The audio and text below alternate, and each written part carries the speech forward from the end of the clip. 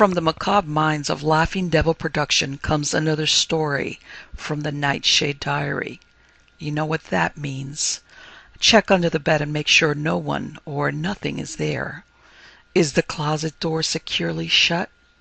Then leave your disbelief behind, amp up your imagination, and hang on tight for another ride into terror and mystery. And like all good horror stories, just imagine it's a dark and stormy night. And remember, screaming like a little girl is permitted.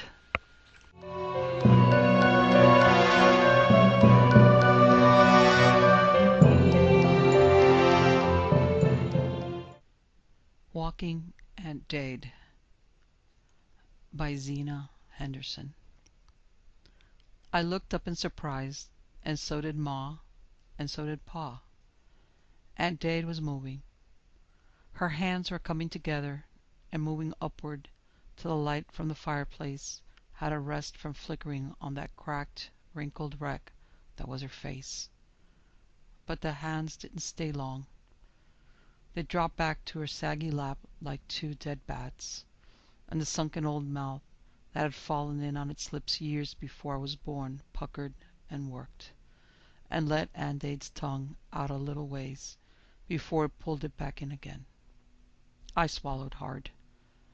There was something alive about the tongue, and alive wasn't a word I'd associate with Aunt Daid. Ma let out a sigh that was almost a snort, and took up her fancy work again. "Guess it's about time," she said, over a sudden thrum of rain against the darkening parlor windows. "Nah," said Pa. "Too soon. Years yet." "Don't know about that," said Ma. "Pa here's going on 20.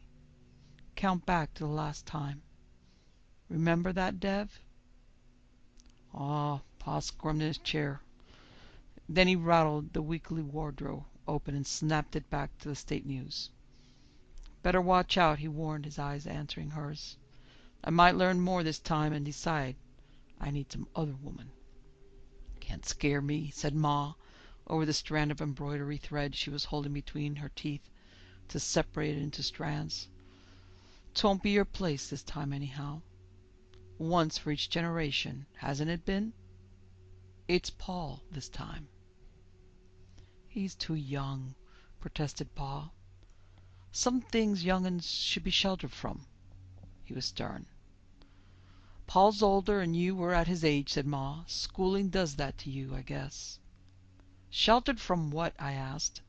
"What about last time? What's all this just 'cause Aunt Daid moved without anyone telling her to?" "You'll find out," said Ma, and she shivered a little.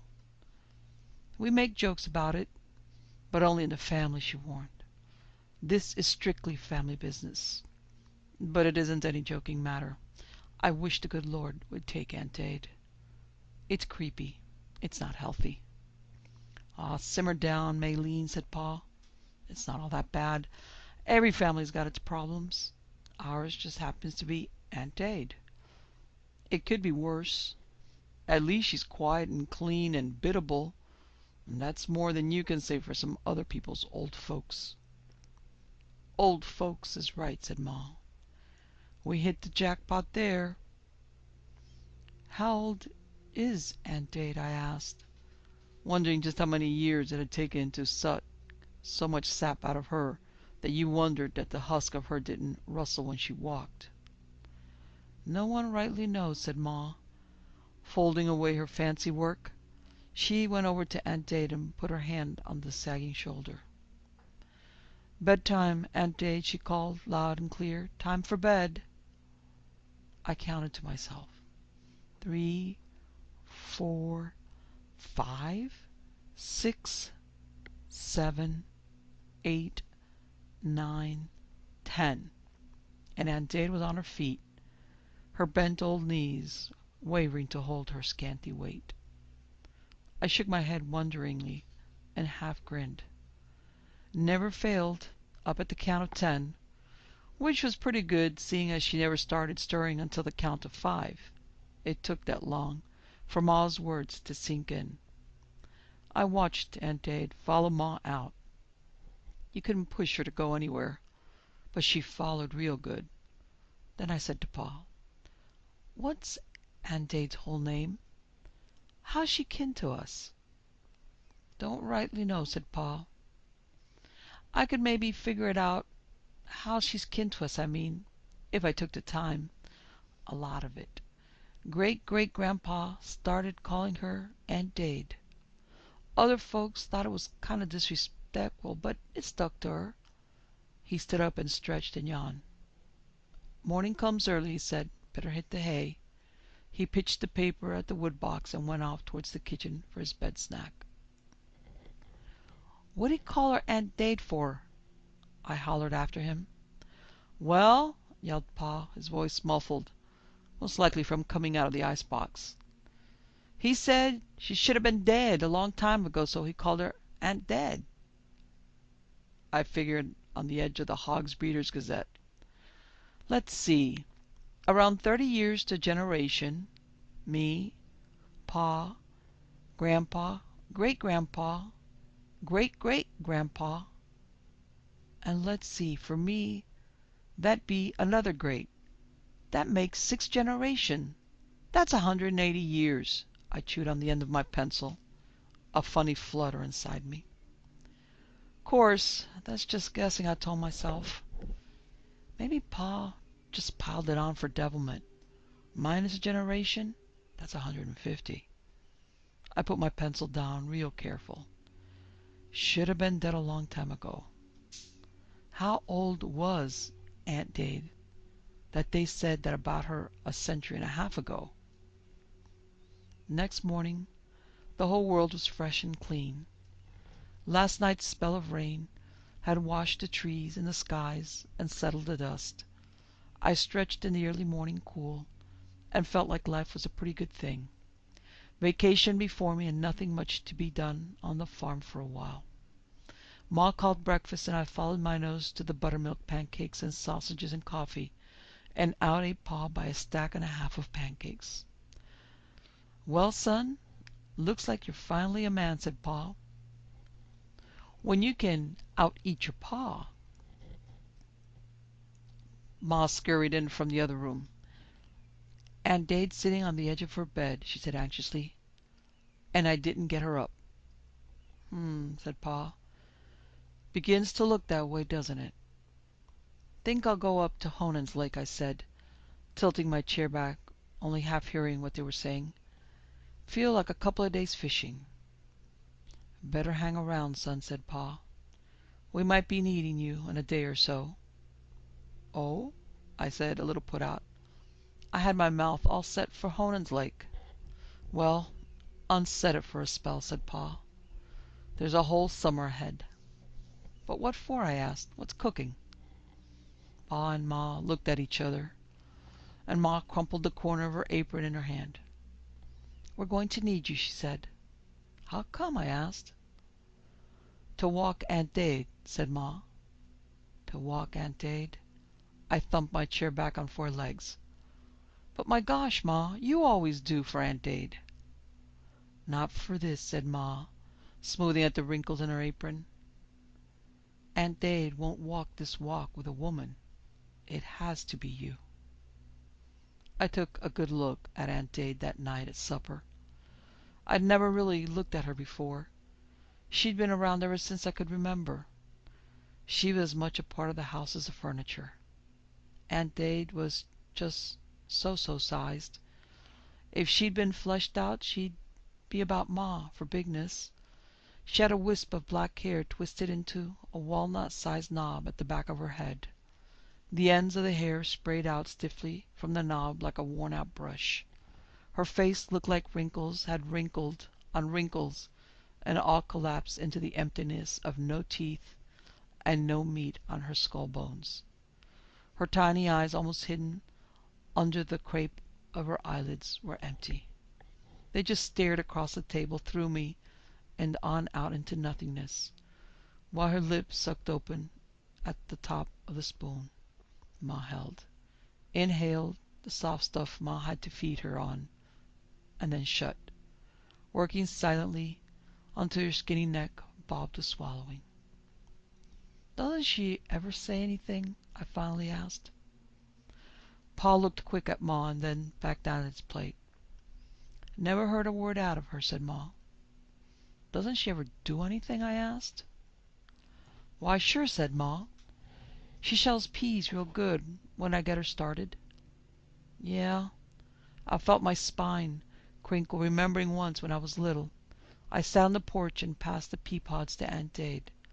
I was remembering how after I ran out of peas, her withered old hands had kept reaching and taking and shelling and throwing away with nothing but emptiness in them. And she tears rug rags real good, and she can pull weeds if nothing else is growing where they are. Why, I started and stopped. Why do we keep her? Asked Ma. She doesn't die. She's alive. What else should we do? She's no trouble. Not much, anyway. Put her in a home somewhere, I suggested. She's in a home now, said Ma, spooning up custard for Aunt Daid. And we don't have to put out cash for her. Besides, they'd never walk her. No telling what'd happen to her. What is this walking business anyway?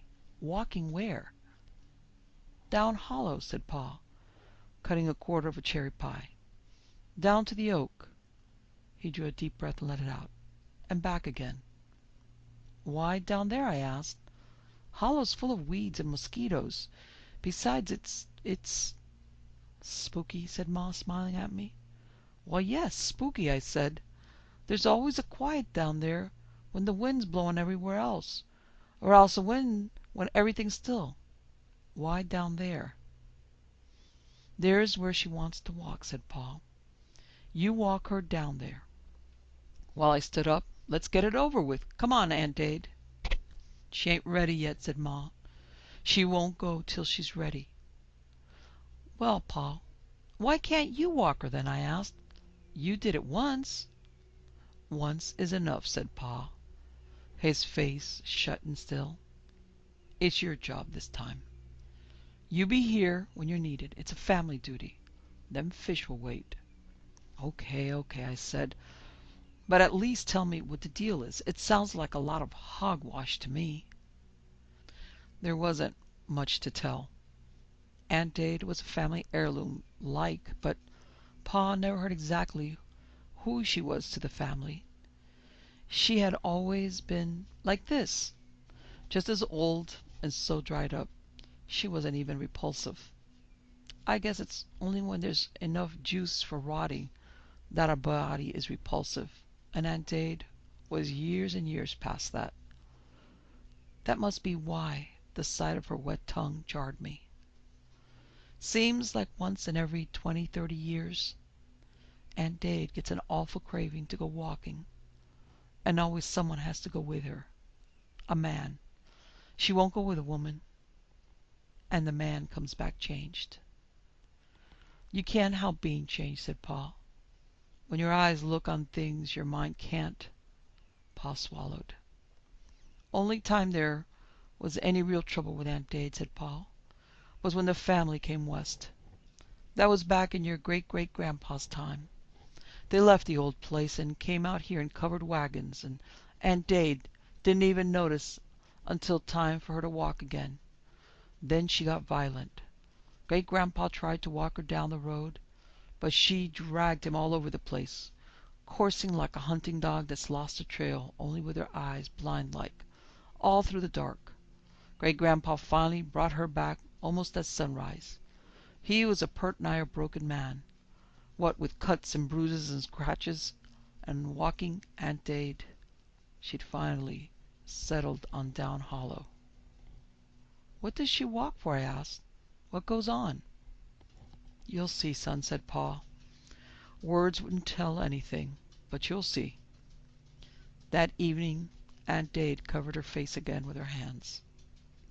Later she stood up by herself, teetering by her chair a minute, one withered old hand pawing at the air, till Ma, with a look at Pa, set her down again.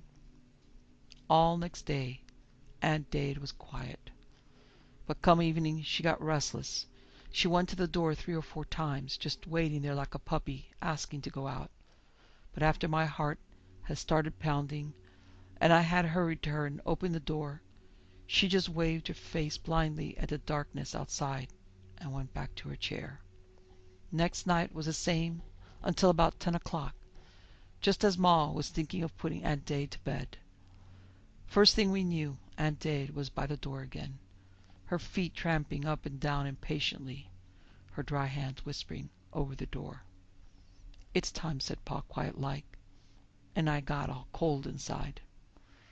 "But it's blacker'n pitch tonight," I protested. "It's as dark as the inside of a cat. No moon." Aunt Daid whimpered. I nearly dropped. It was the first sound I'd ever heard from her. "It's time," said Pa again, his face bleak. "Walker, son. And Pa, bring her back." "Down Hollow's bad enough by day," I said, watching half sick as Aunt Daid spread her skinny arms out against the door, her face pushed up against it hard, her saggy black dress looking like spilled ink dripped down. "But on a moonless night?" "Walk her somewhere else then," said Pa, his voice getting thin. "If you can. But get going, son, and don't come back without her." And I was outside, feeling the shifting of Aunt Daid's hand bones inside my hand as she set off through the dark, dragging me along with her, scared half to death, wondering if the rustling I heard was her skin or her clothes, wondering on the edge of screaming where she was dragging me to, what she was dragging me to. I tried to head her off from down Hollow, steering her towards the lane or the road or across lots or out into the pasture, but it was like being a dog on a leash. I went my way the length of our 2 arms, then I went her way. Finally I gave up and let her drag me, my eyes open to aching, trying to see in the dark so heavy that only a less dark showed where the sky was. There wasn't a sound except the thud of our feet in the dust, and a thin straining hiss that was Aunt Daid's breath, and a gulping gasp that was mine. I'd have cried if I hadn't been so scared. Aunt Daid stopped so quick that I plowed into her, breathing in a sudden puff of a smell like a stack of old newspapers that have been a long time in a dusty shed.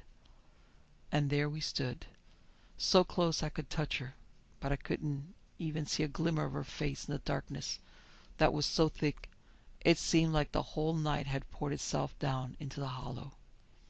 But between one blink and another I could see Aunt Daid. Not because there was any more light, but because my eyes seemed to get more seeing to them.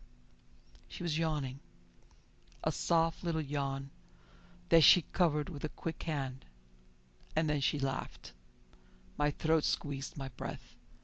The yawn and the hand movement and the laugh were all young and graceful and beautiful. But the hand and the face were still withered up old Aunt Daid. "I'm waking up." The voice sent shivers up me. Pleasure shivers. "I'm waking up," said Aunt Daid again, her soft light voice surprised and delighted.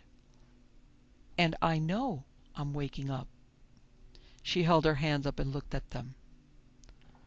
"They look so horribly real," she marveled. "Don't they?"